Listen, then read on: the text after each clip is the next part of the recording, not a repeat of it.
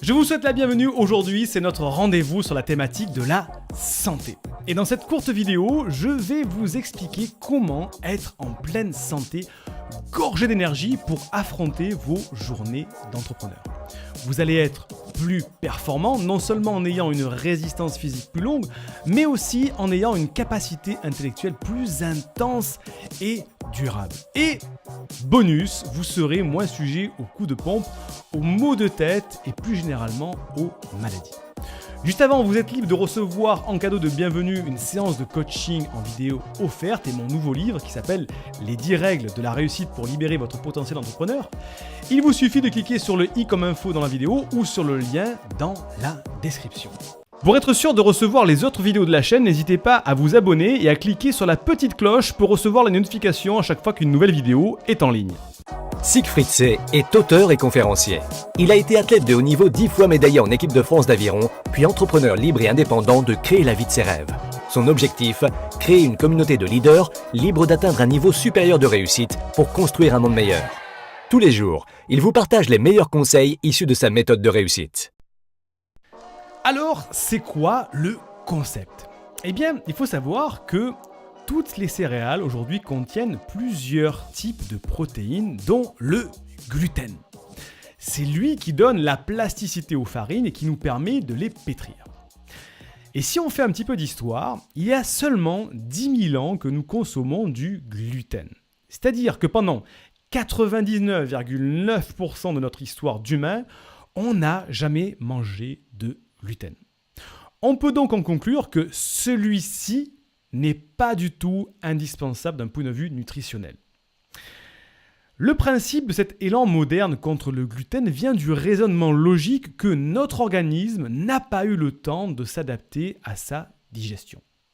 Si à ça on ajoute le fait que les céréales ont subi un grand nombre de mutations au cours des derniers siècles avant l'essor de l'agriculture, on se rend compte que nous avons donc une intolérance au gluten plus ou moins présente en chacun de nous.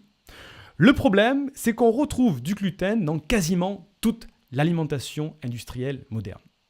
Donc, il est responsable chez une partie de la population d'un trouble spécifique de la digestion qu'on appelle la maladie cœliaque, qui touche entre 0,5 et 1% de la population de manière insidieuse, on ne s'en rend pas compte en fait. Et les conséquences, ce sont des allergies alimentaires, des petits troubles de la digestion, une augmentation des phénomènes inflammatoires, par exemple des mal aux articulations, mal au dos, des petites maladies, des blessures, etc., etc. Donc, comment faire pour résoudre ce problème ? C'est tout simple, manger sans gluten. Mais ça peut paraître complexe. Donc, il faut garder une chose très importante à l'esprit au moment de faire ses courses. Plus un produit est transformé de manière industrielle, plus on a de chances d'y trouver du gluten. Donc, privilégiez les aliments bruts, c'est-à-dire les fruits, les légumes, les légumineuses, les œufs, le poisson, la viande plutôt blanche et les céréales qui ne contiennent pas de gluten, bien sûr.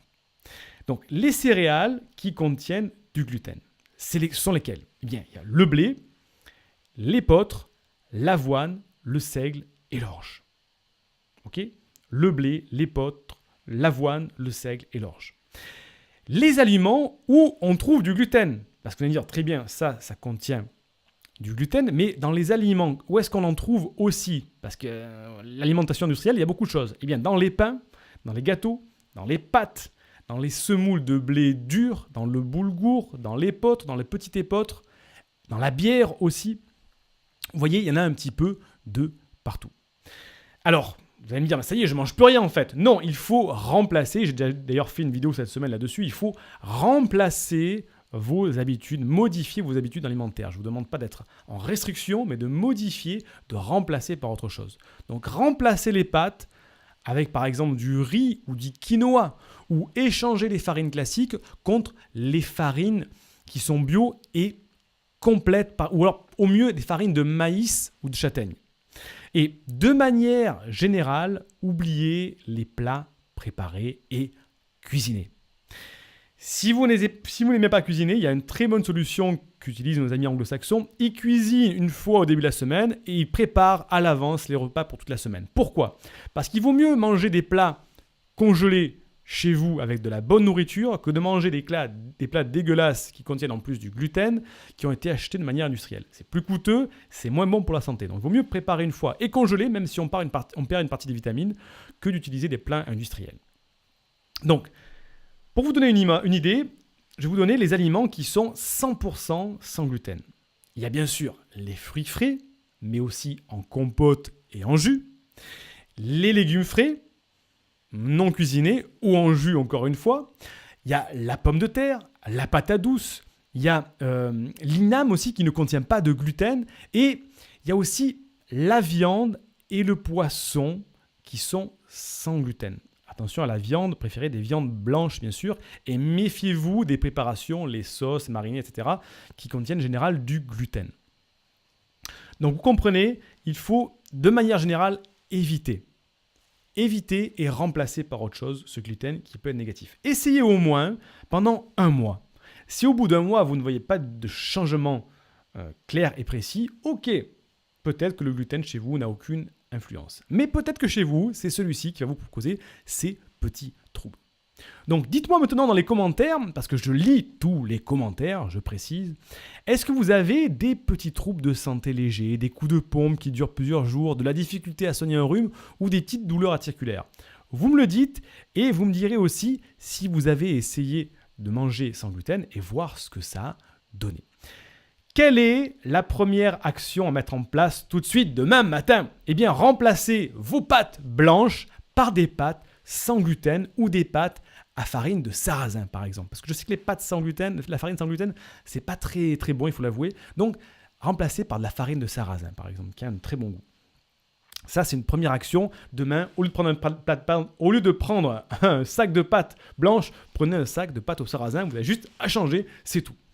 Voilà, merci d'avoir regardé cette vidéo. Avant de quitter, vous êtes libre de recevoir en cadeau de bienvenue une séance de coaching vidéo offerte et mon nouveau livre, Les 10 règles de la réussite pour libérer votre potentiel d'entrepreneur. Je vous dis à très vite pour les prochaines vidéos. N'oubliez pas de liker la vidéo ou pas, de laisser un petit commentaire parce que oui, je les lis tous et aussi de partager la vidéo à une personne qui pourrait en avoir besoin. Et je vous dis à très bientôt sur une prochaine vidéo que vous pouvez dès à présent regarder sur cette chaîne YouTube. À très vite.